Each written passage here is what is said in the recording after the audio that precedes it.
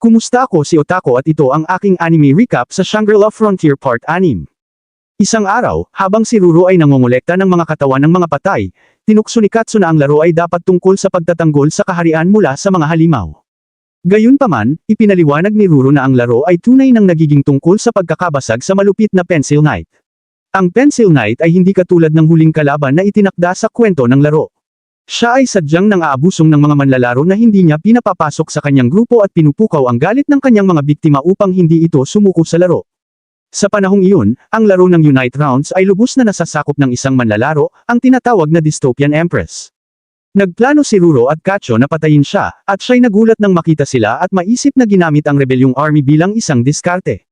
Kumpiyansa ang dalawang lalaki na nakarating sila ng malayo at sinasabi sa kanya na sana'y naglagay siya ng mas epektibong mga patibong. Ang mga patibong nilagay niya ay napakadali, kaya't nasira nila ito sa unang subok. Ito ang unang pagkikita nila, ngunit namangha ang Empress at plano niyang tandaan ang kanilang mga pangalan.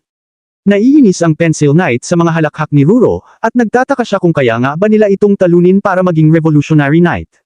Sa kasalukuyan, iniisip ni Ruro kung paano sa Unite Rounds, naglaban sila ng hindi makakapanalo. Ngunit sa laro ngayon, malaki ang agwat sa kanilang mga level. Agad na sinimula ng Pencil Gun ang laban at sinabi kay Ruro na tinanggap niya ang parusa at naglakbay mula sa face para patayin siya, kaya't hindi siya dapat mahiyo kung gusto niyang umiyak dahil sa pagka-flatter niya. Hindi lamang magaling sa pananodya si Pencil Gun, siya rin ay isang mapanganib na mandirigma. Habang si R ay naghahanda sa mga akala niyang mapaminsalang aksyon, alam niya na kamakailan lang ay tinalikuran siya ng mga developer dahil sa kanyang malupit na diskarte. Mabilis itinuro ni Ruro kung paano noon ay siya ang nagpapalaki, at nagtawanan sila sa ironiya ng sitwasyon. Hindi nagtagal ang magaan na sandali, ngunit patuloy ang atake ni Pencil Gun at tinawag na Bird Brain si Ruro, ang kanilang bayaning ulo ng ibon. Namamalas si Emil na mayroong mga hindi maipaliwanag na naganap at binabantayan ang laban. Ipinahayag ni Pencil Gun na hindi lamang personal na dahilan ang paghahanap niya kay Ruro, hiniling sa kanya ng leader ng kanilang clan, Orai, na iparating ang isang mensahe. Binabalaan si Ruro na gawing pampubliko ang impormasyon tungkol sa natatanging sitwasyon, kung hindi ay magkakaroon siya ng target sa likod niya hanggang gawin niya ito. Ayaw ni Ruro ng mga banta, at sa palagay niya, ang leader na ito ay tila tanga. Sumasang-ayon pa si Pencil Gun kay Ruro. Ginagawa ng Pencil Gun ang lahat para pigilan si Ruro na makarating sa gate, at sa kanyang isip, si Ruro ay hindi makakarating ng buhay. Sa kasalukuyan, na-realize ni Emil na nangyayari ang lahat, ngunit hindi niya ito masabi at sumisigaw na lang sa likod habang patuloy ang atake ni Pencil Gun. Inilantad niya na hindi lamang siya isang maloko na mahilig sa mga alagang hayop, at ang Alash ay isang makapangyarihang spell. Sa kasamaang palad, tinanggap ni Pencil Gun ang atake at ibinalik ito kay Anomalia.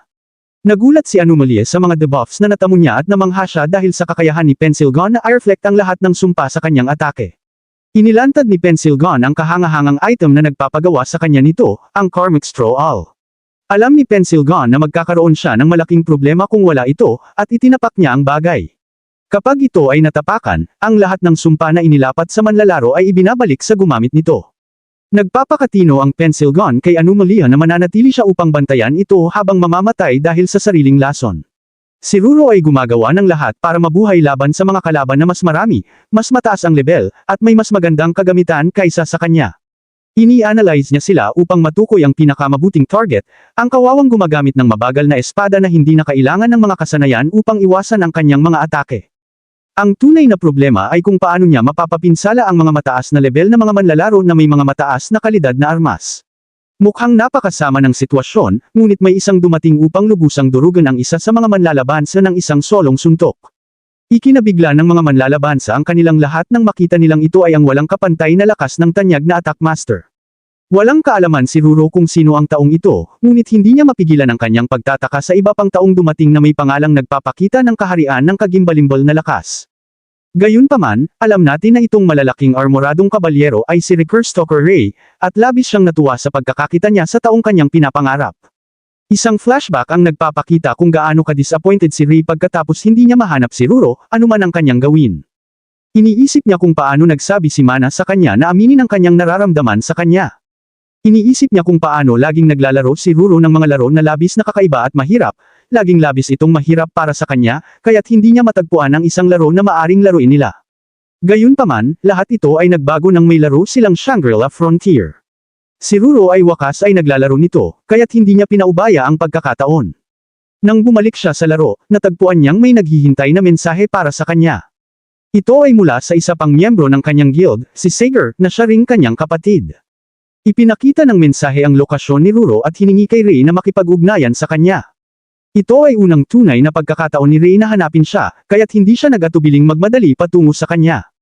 Inilantad din ng mensahe na may ilang mga club ang nag-aayos na ng pagkikita sa kanya, at isa na rito ay ang mapanganib na asay. Nakita ni Rei na siya ay labis na nasasangkot sa laban at napagtanto niya na ito ay isang magandang pagkakataon na hindi na siya mangyayari pa. Kung maaari niyang iligtas siya mula sa mga Parker, magkakaroon siya ng natural na pagkakataon na kausapin siya. Ito ang nagtulak sa kanya ng higit pa sa lahat, sapagkat siya'y may malalim na pagtingin sa kanya at alam niyang ito ay maaring magdulot ng pagkakataon na kausapin siya sa totoong buhay. Ito ang naging simula ng kanyang pagsabog na pagpasok, at agad na nasal-aya ni Pencil Gun na ang mga bagay ay nagiging mas intense. Simula pa lamang ito, ngunit hindi pa tapos si Animalia, sa pagtuturo na tinamaan niya si Pencil Gun ng 5 sumpa. Ipinaliwanag niya na ang manikang ginamit ni Penlon ay may hangganan na sa pag-reflect ng 5 debuffs, at nagtataka kung mayroong depensa si Pencil Gun para sa kanyang susunod na atake. Salamat sa panunood ng aking buod. Mag-subscribe at i-ring ang notification bell para sa mga susunod na bahagi.